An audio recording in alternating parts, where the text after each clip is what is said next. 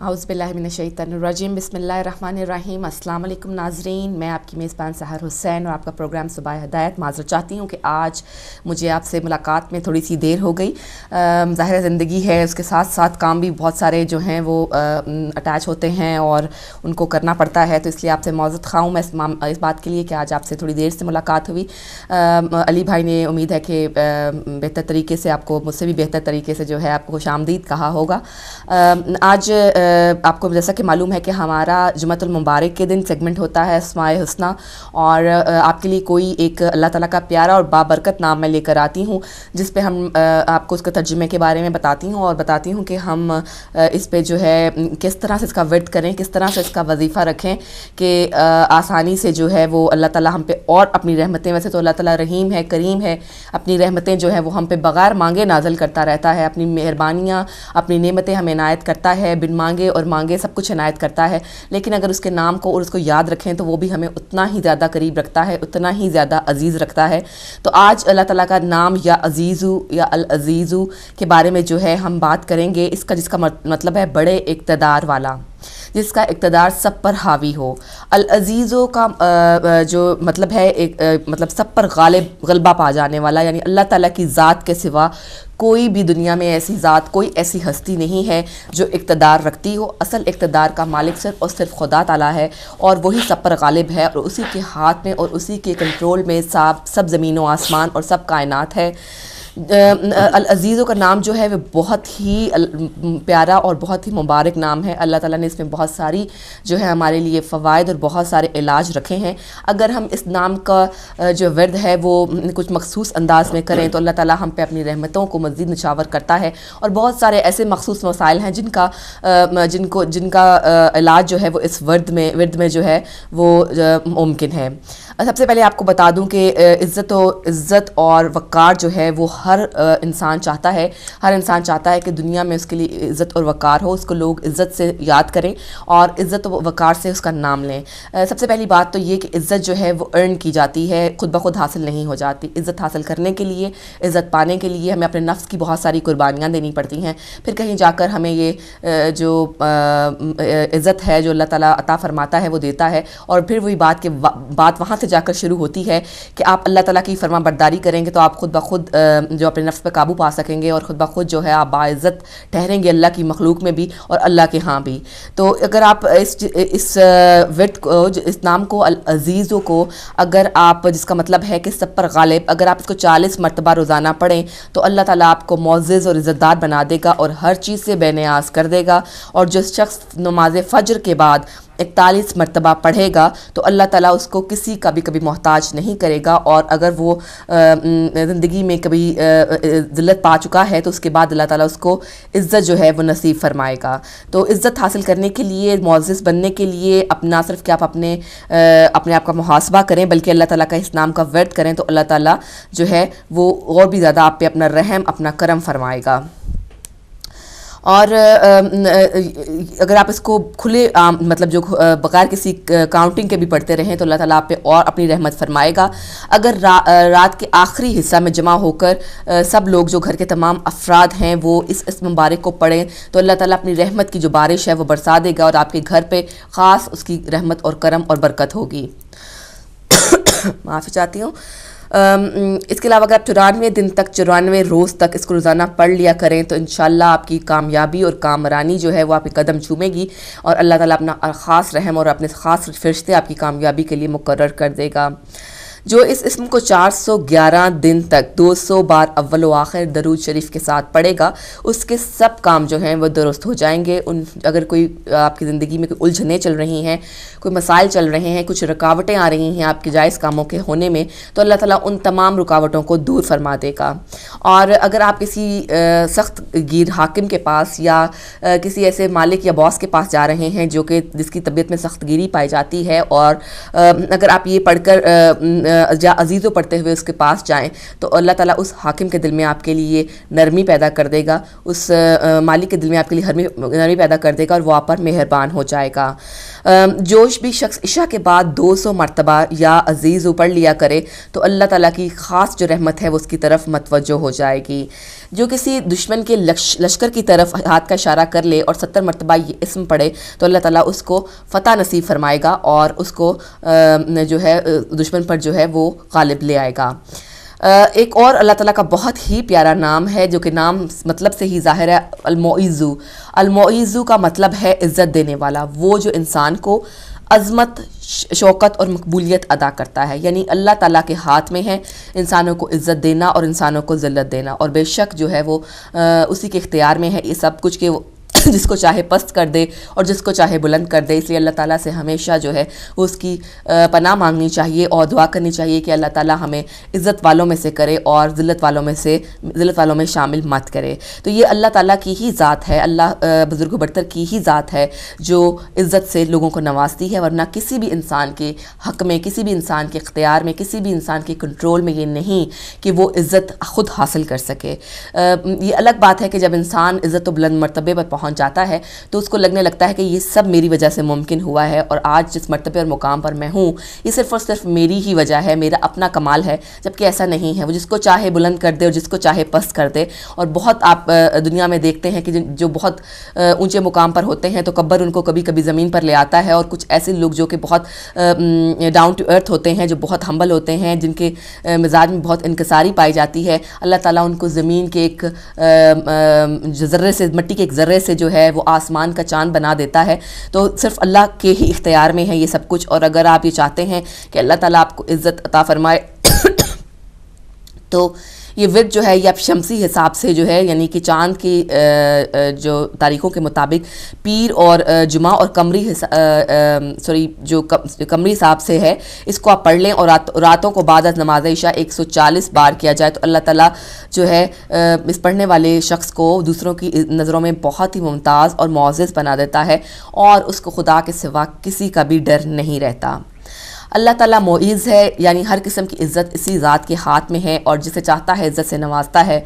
اہل دنیا کا دستور ہے کہ جس سے کوئی راضی ہو وہ عزت دیتا ہے، جتنا کوئی بڑے اختیارات کا مالک ہو وہ اسے اسی مناسبت سے باعزت کرنے کی کوشش کرے گا۔ اگر کوئی بادشاہ کا دوست ہے تو وہ اسے کوئی انعام و کرام دے کر باعزت کرے گا اور زیادہ خوش ہو کر اس کو منصب عطا کرے گا، غرض ہے کہ ہر لحاظ سے اس کو نوازنے کی کوشش کرے گا تاکہ وہ دنیا میں دوسروں سے ممتاز ہو جائے۔ دنیا میں دوسروں سے ممتاز ہونا ہی اصل میں عزت پانا ہے، مگر یہ دنیا کی عزت بھی اس کی عطا کیے بغیر نہیں ملتی، کیونکہ وہ معیز ہے، وہی عزت دینے والا ہے۔ اگر وہ آپ کو کسی بڑے مقام پر پہنچا رہا ہے تو یقیناً یہ اسی نے کوئی وسیلہ بنایا ہے، اسی نے ان بندوں کو وسیلہ بنایا ہے۔ اس سے یہ پتہ چلتا ہے کہ اللہ تعالیٰ جو ہے، صرف اللہ تعالیٰ کی ذات ہے جو عزت عطا کرتی ہے، اور اصل دوستی جو ہے وہ صرف اللہ تعالیٰ کی دوستی ہے، اور جس کو اللہ تعالیٰ کی دوستی کا شرف حاصل ہو جائے وہی سب سے معزز ہوتا ہے۔ اس لیے عزت پانے کا راز جو ہے وہ اس اسم کے اندر ہے، جو اسے معیز کہہ کر پکارتا ہے، جو اسے معیز کہہ کر اپنے لیے بھیک مانگتا ہے عزت کی، اللہ تعالیٰ اس کو ہمیشہ کے لیے معزز کر دیتا ہے۔ اور یہ اس اسم جمالی ہے، اس کے اعداد جو ہیں وہ 117 ہیں، اگر ان کو اس کے اعداد کے مطابق بھی پڑھا جائے تو بھی اللہ تعالیٰ اپنا خاص کرم آپ پہ فرماتا ہے، اور آپ جہاں جاتے ہیں وہاں آپ کو عزت احترام سے جو ہے وہ آپ کو جو ہے وہ ٹریٹ کیا جاتا ہے۔ سفر میں اگر آپ جا رہے ہیں، اور سفر میں تو ہمیشہ سے جو ہے سفر کے ان زمانوں میں تب سفر جو ہے وہ تھوڑا آسان ہو چکا، تھوڑا نہیں بلکہ بہت آسان ہو چکا ہے، لیکن اس کے باوجود آپ محسوس کریں گے کہ چاہے آپ ہوائی جہاز سے جا رہے ہوں یا بہت ہی کسی کمفرٹیبل ٹرین میں بیٹھ کر جا رہے ہوں، سفر ہی ہوتا ہے، اور سفر کی مشکلات جو ہوتی ہیں وہ آپ کو ان کا سامنا کرنا پڑتا ہے۔ گو کہ زمانہ بدل گیا ہے لیکن اسی طرح مشکلات جو ہیں وہ بھی ان کی نوعیت جو ہے وہ بھی بدل چکی ہے۔ کوئی سفر میں جاتے ہوئے 1000 مرتبہ یا معیذ پڑھ لے، اور سفر میں بھی جب یاد آئے اس کا ورد کرتا رہے تو اللہ تعالیٰ اس کو جس مقصد کے لیے وہ جا رہا ہے اس میں کامیابی عطا کرے گا، اور جہاں وہ جا رہا ہے اللہ تعالیٰ اس کو باعزت کرے گا، وہاں معزز کرے گا، اور اس کے لیے جو گھر تک آنے تک وہ اللہ تعالیٰ اس کو اپنے حفاظت میں رکھے گا۔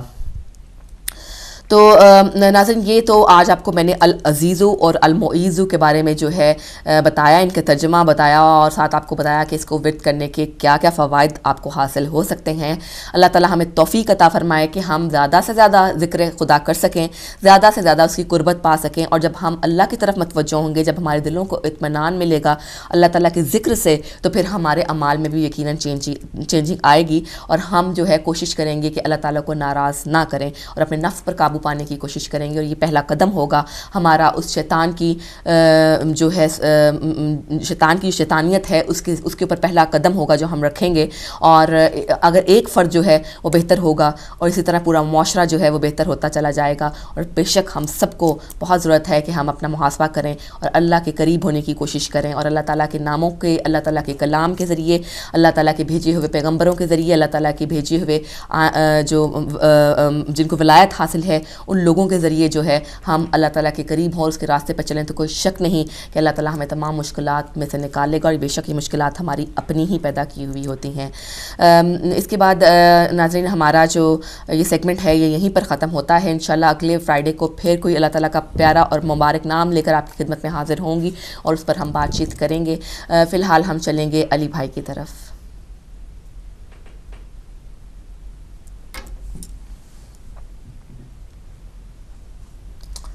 بہت خوبصورت کہ آپ نے پیش کیے اسماء حسنہ میں سے، اور اس کی کیا برکتیں ہیں، کیا اس کے اندر جو ہے وہ کرامات بنا ہے، کہ تھوڑی سی گفتگو میں اس پہ کرنا چاہوں گا کہ جس طرح سے آپ نے اس کے بارے میں ضمن میں بڑی تفصیل سے اور بڑا اچھی طرح سے جو ہے وہ ہمارے ناظرین کے لیے بیان فرمایا کہ انسان جب کوئی منزلت پا لیتا ہے، کوئی عہدہ پا لیتا ہے، تو وہ یہ بھول جاتا ہے کہ یہ تمام چیزیں جو ہیں وہ خدا کی طرف سے ہیں، اور وہ یہ کہتا ہے کہ شاید میرا ٹیلنٹ تھا، شاید میں اس قابل تھا، شاید میری کوالیفیکیشن یہ تھی. مگر وہ یہ نہیں دیکھتا کہ ایک جگہ پر حدیث میں ارشاد ہوا کہ تم اپنے جوتوں کے تسمے باندھتے وقت بھی خدا سے جو ہے وہ مدد طلب کرو، کیونکہ یہ انسان اتنا مجبور ہے، اس کو صرف اختیار یہ ہے کہ وہ سعی کرے. باقی نعمتوں کا نزول ہونا، یہ تمام چیزیں خدا کی طرف سے. بہت خوبصورت جو ہے وہ آج آپ نے قول جو ہے وہ ناظرین کی خدمت میں پیش کیا. ناظرین اسی کے ساتھ اب ہمارے پاس ٹائم ہوا جاتا ہے نماز کی ٹائمنگ کا. تو امید ہے کہ آپ نماز کی ٹائمنگ اپڈیٹ فرمائیں گے کہ آج ظہرین ہوگی 12:49 پہ 12:59 کے اوپر، اور مغربین ہوگی 8:27 پر 8:27 پر، اور کل فجر انشاءاللہ انجام پائے گی 4 بجے یعنی صبح 4 o'clock. تو یہ تو تھی ناظرین نماز کی ٹائمنگ. اور جیسا کہ آپ کو پتہ ہے کہ آج 5 رجب ہے، اور آج روز ولادت باسعادت حضرت امام علی نقی علیہ السلام ہے. تو اس کے سلسلے میں ہم نے ایک کلپ آپ کے لیے تیار کیا ہے جو کہ ان کی سوانح حیات کے بارے میں اس کے اوپر جو ہے وہ مختصراً اس کے اوپر گفتگو کی گئی. امید ہے کہ وہ آپ کو پسند آئے گا. چلتے ہیں اس کلپ کی طرف.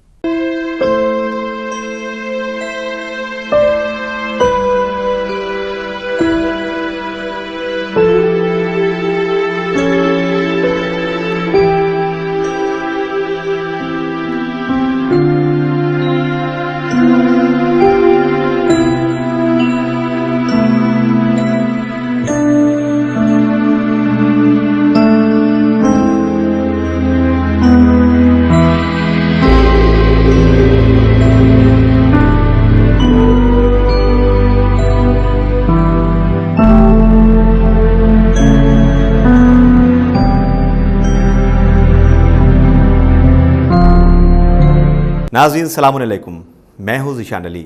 پروگرام اسلامک کیلنڈر میں آپ کا خیر مقدم ہے. ناظرین جیسا کہ آپ جانتے ہیں کہ ہم اپنے اس پروگرام اسلامک کیلنڈر کے ذریعے آپ کو ہر مہینے کی اہم تاریخوں کے بارے میں بتاتے ہیں، اور یہ مہینہ رجب کا ہے، اور اس مہینے کی 5 تاریخ بہت ہی اہم تاریخ ہے. 5 رجب 214 ہجری ہی وہ اہم تاریخ ہے جس تاریخ کو حضرت امام علی نقی علیہ السلام کی ولادت ہوئی. تو آئیے آج کی اس اہم تاریخ پر کچھ روشنی ڈالنے کی کوشش کرتے ہیں، تاکہ جو لوگ نہیں جانتے انہیں بھی معلوم ہو جائے کہ آج کی تاریخ کی کیا اہمیت ہے. ناظرین امام علی نقی علیہ السلام کا نام علی تھا، لیکن آپ کو کئی القاب سے یاد کیا جاتا تھا، جیسے نجیب، مرتضیٰ، عالم، فقیہ، ناصح، امین، طیب، نقی، ہادی اور عسکری. لیکن سب سے زیادہ جن القاب سے آپ مشہور ہوئے ان میں نقی اور ہادی ہیں، چونکہ آپ کے بیٹے جناب امام حسن علیہ السلام عسکری کے لقب سے مشہور ہیں، اور عسکر کے معنی طاقت کے بھی ہیں، کیونکہ آپ دونوں باپ بیٹے کی قبریں مبارک بھی ایک ہی روضے میں سامرہ کے عسکر نامی محلے میں موجود ہیں. لہٰذا آپ دونوں اماموں کو عسکریین بھی کہا جاتا ہے. جس طرح سے امام موسیٰ کاظم علیہ السلام اور امام جواد علیہ السلام کی قبر مبارک ایک ہی جگہ پر موجود ہے، اور اسی لیے उस शहर को काज़मैन जवादैन कहा जाता है। इसी तरह हज़रत इमाम हसन अलैहिस्सलाम और इमाम हुसैन अलैहिस्सलाम को भी एक साथ हसनैन कहा जाता है। इमाम अली नक़ी अलैहिस्सलाम की कुन्नियत अबुल हसन सालिस थी। सालिस अरबी में 3 को कहते हैं, क्योंकि इसके पहले इमाम मूसा काज़िम अलैहिस्सलाम और हज़रत इमाम अली रज़ा अलैहिस्सलाम को भी इसी कुन्नियत से याद किया जाता था। नाज़रीन, आपके वालिद माजिद हज़रत इमाम मोहम्मद तक़ी अलैहिस्सलाम थे और वालिद माजिदा जनाब समाना ख़ातून थी। आपकी वालिदा जनाब समाना बड़ी फ़जीलत वाली ख़ातून थी। आपको इमामत की मारिफत थी। ख़ुद इमाम अपनी वालिदा गिरामी के बारे में फ़रमाते हैं कि मेरी वालिदा मेरे इमाम होने को बरहक़ मानती थी और मेरी वालिदा अहले जन्नत में से हैं। नाज़रीन, जनाब समाना की कम से कम तारीफ़ ये की गई है कि आप मुस्तहब रोज़ों की भी सख्ती से पाबंद थी, जिसे सोमे दहर कहा जाता है। सोमे दहर सालहा साल रोज़े रखने को कहते हैं, जिसकी बेपनाह फ़जीलत है। बाज़ रिवायत में है कि जो सोमे दहर न रख पाते हों वो हर महीने 3 रोज़े रख लें तो उन्हें सालहा साल रोज़े रखने का सवाब मिलेगा और इस तरह उसका शुमार सोमे दहर रखने वालों में होगा। नाज़रीन, सोमे दहर की बड़ी फ़जीलत है, जिसकी जनाब समाना यानी वालिदा हज़रत इमाम अली नक़ी अलैहिस्सलाम पाबंद थी। क्यों न हो, जबकि आपके शिकम मुबारक से वक्त के इमाम की पैदाइश होनी थी। नाज़रीन, इमाम अली नक़ी अलैहिस्सलाम अपने आबाओ अजदाद की तरह इमाम मंसूस मिनल्लाह, मासूम, आलिम ज़माना और कायनात के सबसे बुलंद और अफजल तरीन इंसान थे। आप इल्म, सखावत, तहारत नफ्स, बुलंदी किरदार और पाक सिफ़ात में अपने वालिद माजिद की जीती जागती तस्वीर थे। आप बतारीख़ 5 रजब 214 हिजरी मंगल के रोज़ मदीने मुनव्वरा में पैदा हुए। आपने दौरे बनी अब्बास के मुख्तलिफ़ बादशाहों का दौरे हुकूमत देखा। आपकी पैदाइश मामून रशीद के दौरे हुकूमत में हुई थी। मामून रशीद की मौत के बाद 218 हिजरी में मोतसिम बिल्लाह खलीफा हुआ और मोतसिम की मौत के बाद 227 हिजरी में वासिक़ इब्ने मोतसिम ने हुकूमत संभाली और फिर उसकी मौत के बाद 232 हिजरी में मुतवक्किल के हाथ में हुकूमत आ गई, जो 247 हिजरी तक तख्ते हुकूमत पर बना रहा, जो बहुत बड़ा जालिम और बहुत बुरे किरदार का मालिक था और उसे बनी अब्बास का यजीद भी कहा जाता था, जिसकी बदकिरदारी का यह आलम था कि उसके महल में 4000 कनीज़ें थीं। वो उनमें से जिसे चाहता था अपने इस्तेमाल में लेकर दाद ऐश लिया करता था, शराब बेतहाशा पिया करता था। उसके जुल्म का यह आलम था कि सैकड़ों और हज़ारों साहिबान ईमान और सादात का खून बहाया। एक मरतबा इब्ने सुक़ैत जैसे साहिब कमाल अदीब से उसने दरियाफ़्त किया कि मेरे दोनों फ़र्जंद बेहतर हैं या अली व फ़ातिमा के बेटे हसन व हुसैन। इस पर इब्ने सुक़ैत ने साफ साफ कह दिया कि तेरे बेटों का मुकाबला उनके ग़ुलाम जनाब क़ंबर से भी नहीं हो सकता। उनका क्या ज़िक्र है। ये सुनकर उसका चेहरा गुस्से से लाल हो गया और उसने इस हक़ बयानी के जुर्म में ऐसे साहिब कमाल अदीब की ज़बान को गुद्दी से खिंचवा दिया, जिन्हें इस हक़ बयानी के जुर्म में शहीद करवा दिया गया, जबकि उनका शुमार दरबार के करीब तरीन अफराद में होता था। क़ब्र हज़रत इमाम हुसैन अलैहिस्सलाम का निशान मिटाने की कोशिश भी मुतवक्किल ने ही की थी। उसने क़ब्र का निशान मिटाने के लिए करबला की ज़मीन पर हल चलवा दिया, लेकिन जैसे ही बैल क़ब्र इमाम हुसैन अलैहिस्सलाम के करीब पहुँचते तो रुक जाते थे और लाख कोशिश के बावजूद भी आगे नहीं बढ़ते थे। उसने निशान क़ब्र मिटाने ही के लिए नहर का रुख क़ब्र हज़रत इमाम हुसैन अलैहिस्सलाम की तरफ करवा दिया ताकि क़ब्र बह जाए, लेकिन वो अपने मकसद में कामयाब न हो सका और उसी की तरह बहुत से जालिम हुक्मरानों ने भी ऐसा ही किया, लेकिन वो अपनी कोशिश में नाकाम रहे। अल्लाह के करम से निशान क़ब्र मिटाने वाले तो मिट गए, मगर इमाम हुसैन अलैहिस्सलाम की क़ब्र نہ مٹا سکے، اور آج بھی آپ کا روضہ مبارک بڑی شان و شوکت کے ساتھ کربلا کی زمین پر موجود ہے۔ اس ظالم بادشاہ متوکل کے مرنے کے بعد ایک اس کی تینوں اولادیں حاکم بنتی رہیں، جن کے نام اس طرح ہیں: منتصر بن متوکل، مستعین بن متوکل اور موتز بن متوکل۔ حاکم بنا، اور موتز ہی نے 254 ہجری میں حضرت امام علی نقی علیہ السلام کو زہر دلوا دیا، جس سے آپ کی شہادت ہو گئی۔ ناظرین، اب امام علی نقی علیہ السلام کی عظمت و بلندی کے بارے میں بتاتے ہیں کہ امام کسے کہتے ہیں اور امام کو کیسا ہونا چاہیے۔ خاندان رسالت کے منتخب افراد جو اللہ کے نمائندے ہیں، اللہ جنہیں ہر طرح کے علم سے آراستہ کر کے اپنی زمین پر بھیجتا ہے، اور سن و سال کی کوئی قید نہیں ہوتی۔ جس طرح جناب عیسیٰ علیہ السلام گہوارے میں رہ کر بھی نبی تھے، اسی طرح امامت کا عہدہ بھی اللہ ہی کا عطا کیا ہوا ہوتا ہے، اور جب ایک امام دنیا سے رخصت ہوتا ہے تو اسی وقت دوسرے کی امامت کا سلسلہ شروع ہو جاتا ہے، اور کبھی بھی زمین حجت خدا سے خالی نہیں رہتی۔ کم سنی اس میں کوئی رکاوٹ نہیں ہوتی ہے۔ امام وقت یہ خدا کی بارگاہ سے علم و حکمت لے کر ہی دنیا میں تشریف لاتے ہیں۔ آج تک کوئی مورخ ایسا نہیں گزرا جس نے کمزور سے کمزور روایت بھی لکھی ہو کہ خاندان رسالت کے کسی فرد نے کسی سے علم حاصل کیا۔ یہی وجہ ہے کہ انتہائی کم سنی میں بھی دنیا کے بڑے بڑے جیت اور بزرگ علماء بھی ان کی علمی صلاحیتوں کے آگے بے بس نظر آتے تھے، اور جب کسی نے اپنے آپ کو ان سے بڑھ کر سمجھنے کی کوشش کی تو تاریخ گواہ ہے کہ وہ ذلیل و رسوا ہوا۔ ناظرین، علامہ مسعودی کا بیان ہے کہ حضرت امام محمد تقی علیہ السلام کی شہادت کے بعد امام علی نقی علیہ السلام، جن کی عمر 6 یا 7 سال کی تھی، امامت کے منصب پر فائز ہوئے، اور اس وقت سے ہی امام علی نقی علیہ السلام کے پاس علم حاصل کرنے کے لیے لوگ آنے لگے۔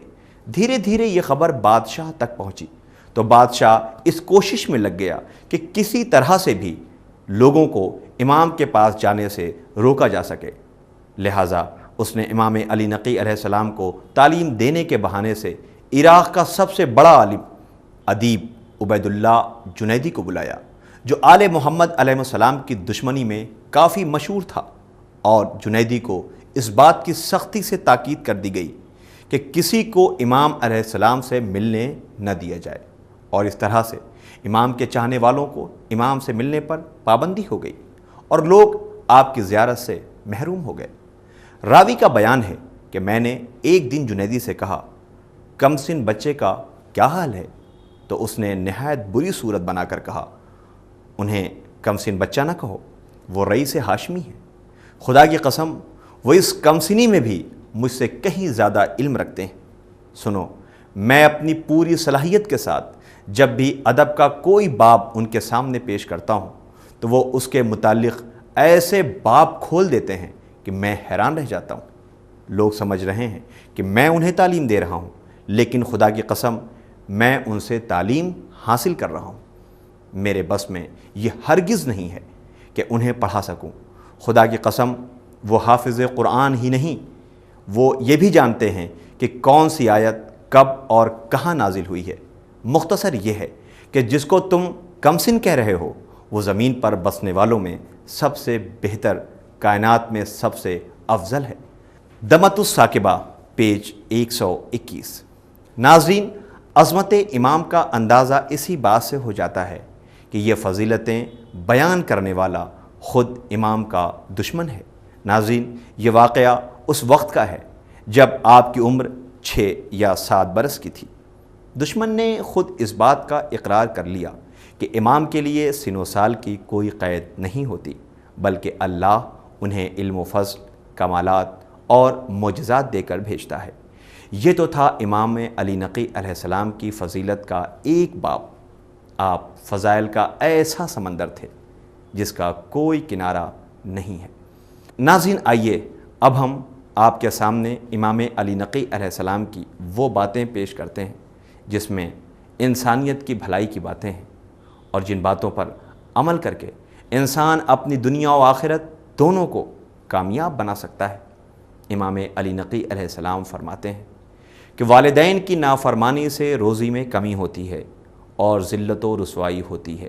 بہار الانوار جلد 78 پیج 369۔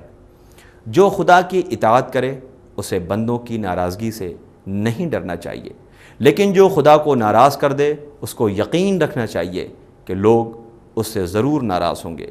تحفۃ العقول پیج 482۔ عبادت کے لیے رات کا جاگنا نیند کو لذیذ بنا دیتا ہے اور بھوک غذا کو ذائقہ دار بنا دیتی ہے۔ ایان الشیعہ طبع جدید جلد 2 پیج 39۔ خدا نے دنیا کو مصیبتوں کا گھر بنایا ہے اور آخرت کو جزا کا گھر قرار دیا ہے۔ دنیا کی مصیبتیں آخرت کی جزا کا ذریعہ ہیں۔